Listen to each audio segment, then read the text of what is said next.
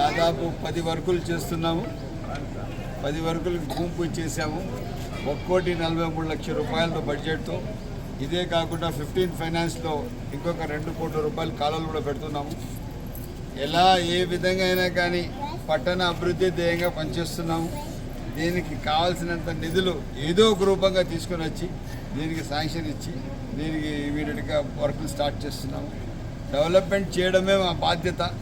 దానికి ధ్యేయంగా పనిచేస్తున్నాము.